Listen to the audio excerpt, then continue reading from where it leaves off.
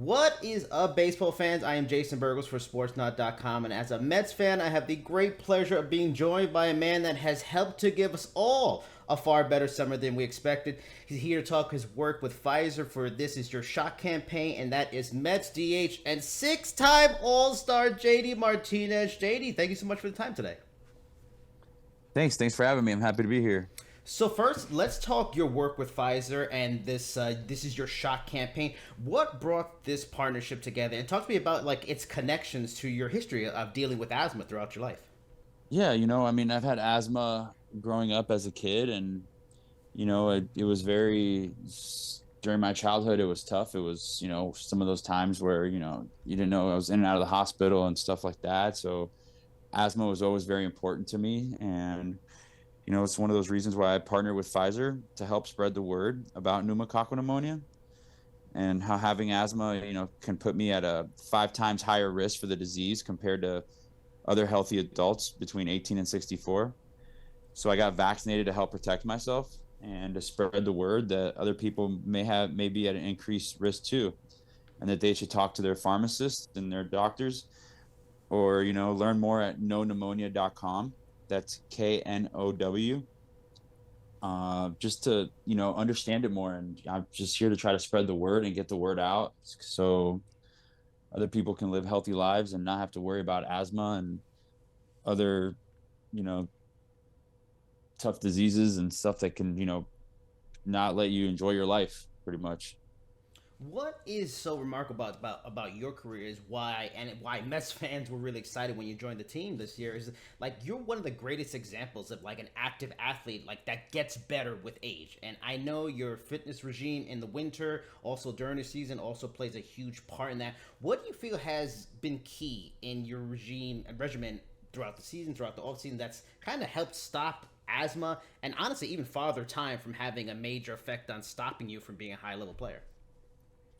I mean, for me, it's just like, my routine is, my diet, the amount of sleep that I get, the way that I train is just are the three things that I really focus on. It's, I try to get the best team around me, medically, medical staff and athletic training as I possibly can to, keep me on the field, keep me healthy. Cause I know that if I feel good, I know I'm going to play good.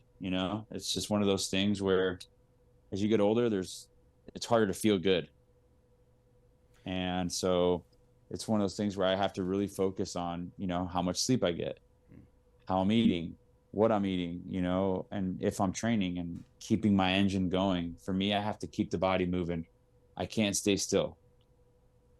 Was there ever a point that like early in your life while dealing with this that it did have an effect on like your pursuits and sports, or it was you were kind of against the eight ball in certain ways because of this, so you always took your health and these sorts of things and your training very seriously?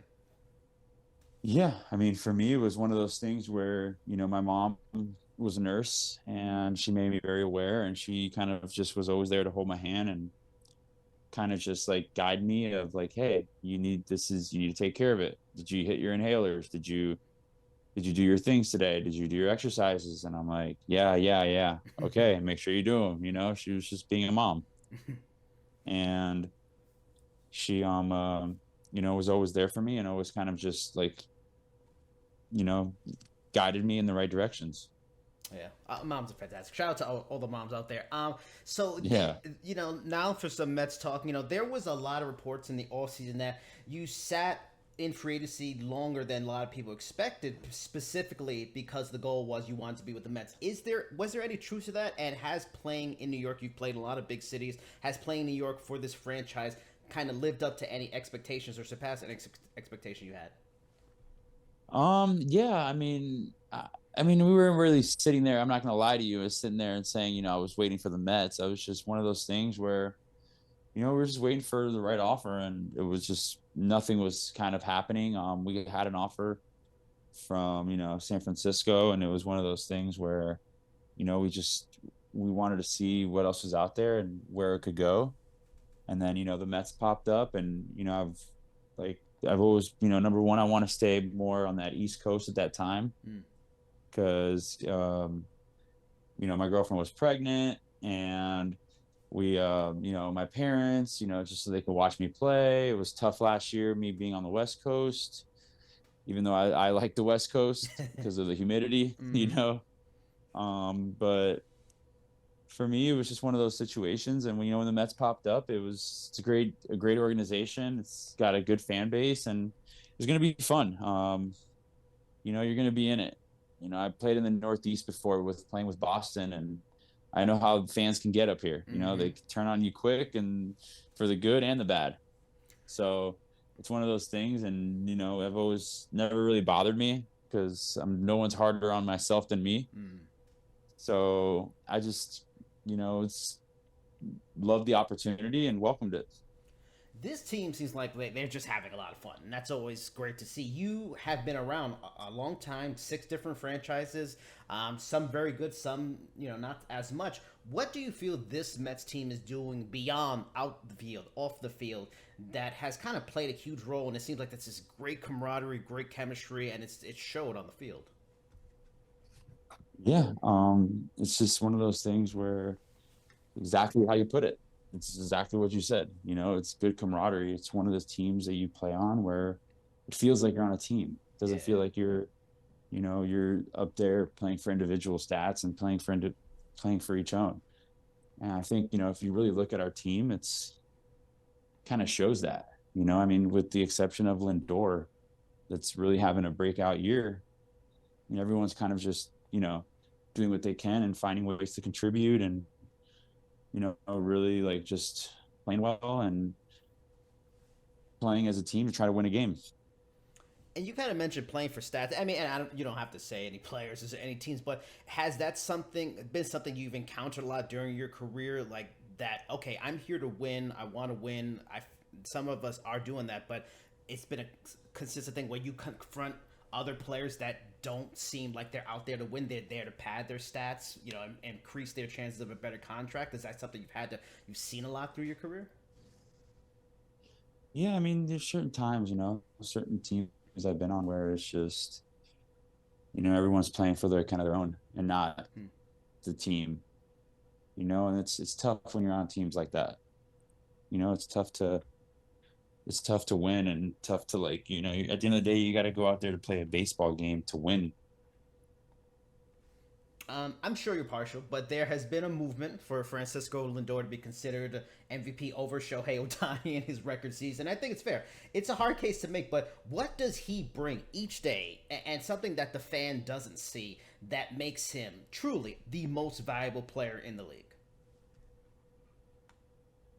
I mean, for me, it was, his ability that he plays the prime position. Mm. He plays shortstop. I was in the same situation as Ohtani was in 2018. I mean, I didn't hit 50-50, but I was one of the best hitters in the game, Mm-hmm. that year. Yep. And that was a very tough time, like, kind of understanding that, like, I had Mookie there playing, right field, and he's out there every day playing, and playing defensively. And it's kind of the same situation for him. I mean, what Ohtani has going for him is he did something in baseball that no one's ever done. Yeah. And I think that's what it was going to take to win it as a DH. I think he went out there and he broke baseball pretty much, But and as an elite hitter, would you say on the record, JD, that playing defense matters and you shouldn't win MVP by just hitting?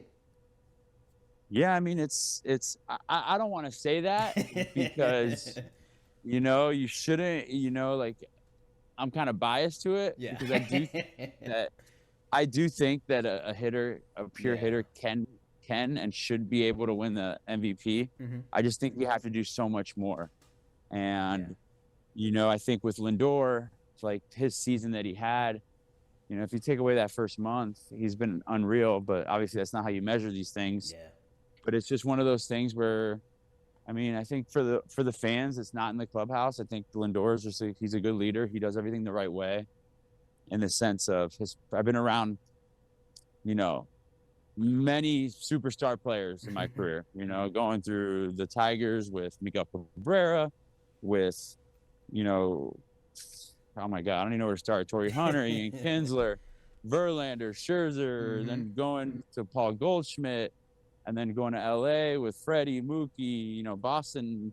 I've been around a lot of them. I think Lindor does a really good job of leading the right way in the sense of how he goes about his business, and he's accountable. Yeah. You know, he shows up, he does what he has to do, and he's there every day, and, you know, he does it the right way. He doesn't just show up and depend on talent.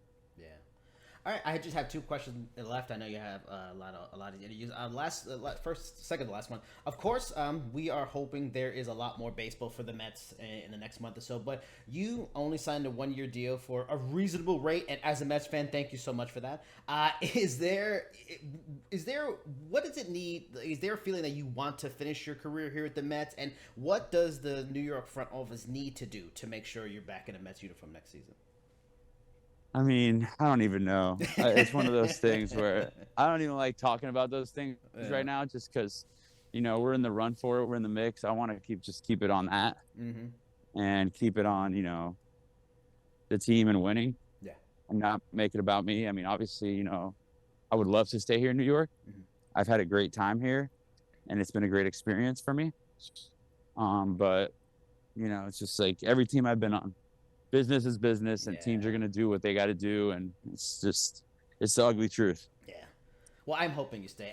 Last question. Appreciate it. I think most fans had low expectations for manager Carlos Mendoza, just because he doesn't have like a resume as a manager before this and stuff like that. So fans are always pessimistic on that kind of stuff. But obviously, it was a great hire by the Mets. What does he do that makes him, you know, that's made him do such a good job in this rookie season as a manager, and kind of what makes him maybe similar, different than other managers you've had? Because you've had some good ones, Dave Roberts, Alex Cora. What makes him different, similar? What's been so good and made him so successful already? I think he does a really good job. I think his secret sauce, or whatever you want to call it, is he does a really good job of understanding guys. Like, he's just got really good feel. You know? Yeah. He's got really good feel, and he understands things that no other, like, I don't know, managers see and stuff. Okay. Like, he just, I don't know how to say it. Like, he's got good feel. Let's just say that. Yeah.